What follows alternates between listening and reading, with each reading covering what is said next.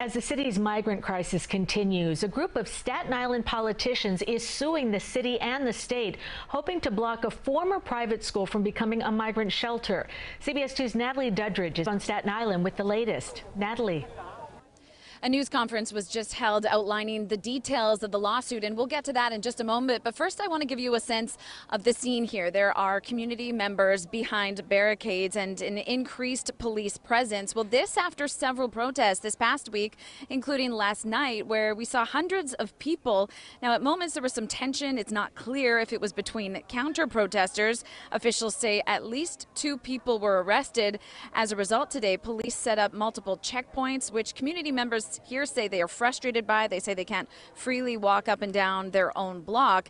Now, they are mainly here, though, to protest the city's plans to transform this former private school, St. John Villa Academy, into a shelter for asylum seekers. Specifically, the city says for 300 single women and families. And today, some Staten Island elected officials announced a lawsuit against the city and state to halt the facility from becoming a shelter. They argue there is a zoning issue that more community notice should have been given, and that the site could pose a safety risk to their children. Our concerns are that they gave us no information about this. They're putting people in without our decisions, without our consent, and we don't know who they are. They haven't been vetted. You got the kids around here that, you have people coming from a country, we don't know where they're coming from, we don't know their past history.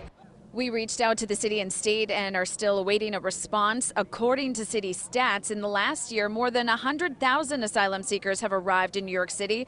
More than half are still in its care. And we asked residents where they think migrants should be housed. Those we spoke to didn't have a clear answer, but said not here. And we'll have more details on this coming up at 5 o'clock. We're in Aerocar, Staten Island. Natalie Duddridge, CBS 2 News.